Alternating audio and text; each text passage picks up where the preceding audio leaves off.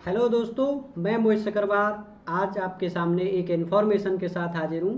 तो दोस्तों, ये खबर रेलवे से जुड़ी हुई है और तथा रेलवे के छात्रों से जुड़ी हुई है, क्योंकि रेलवे ने जो अभी कुछ दिनों पहले एक सर्कुलर पास किया है, जो 20 मई का सर्कुलर है, जिसमें 13,450 पदों को सरेंडर करने की बात की गई है, जाने की ख़त्म करने की बात कही है। तो इस पूरी खबर को जानेंगे और जिस तरीके से ये फैलाया जा रहा है, सच्चाई वो नहीं है, इसके पूरे सच को समझने का प्रयास करेंगे। क्या ऐसा होता रहता है या फिर पहली बार प्राइवेटाइजेशन का असर होने के नाते ये पहली बार देखा जा रहा है। तो चलते हैं अपने सेशन की तरफ, देखते हैं क्या है पूरी खबर। सबसे पहले अगर बात की जाए तो बात करते हैं ये न्यूज़पेपर की कटिंग, जिसमें ये दिखाया गया है कि किस तरीके से ये खबर है। रेलवे देश में 13,400 पद खत्म करेगी।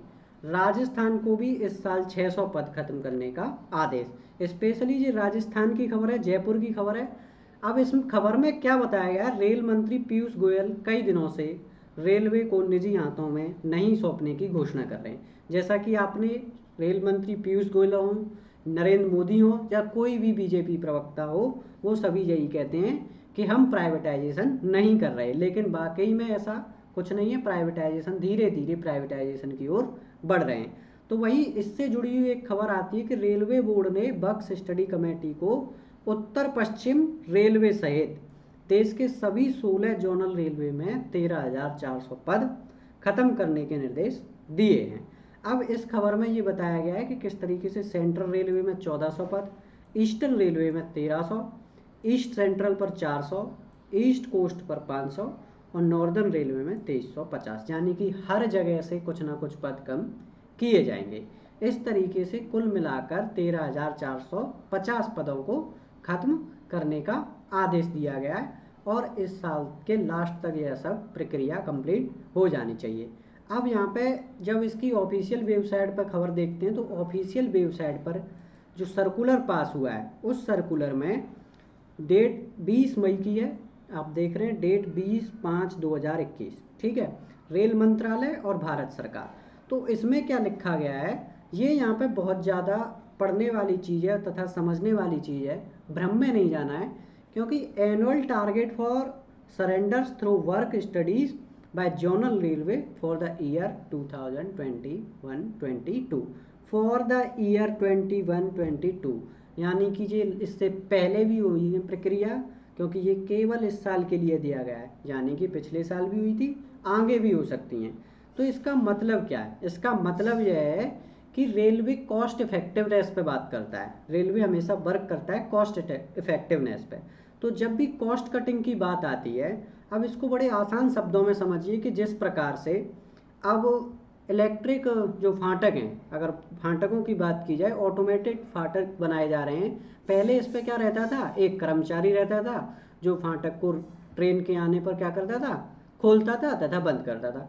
अब वो ऑटोमेटेड हो गए तो उसकी ज़रूरत नहीं रही। अब ज़रूरत नहीं रही तो उसकी पोस्ट को क्या वहाँ से हटा के किसी और काम में लगा दिया जाएगा। तो इस तरीके से एक ही व्यक्ति से क्या मल्टीपल काम करा लिए जाएंगे।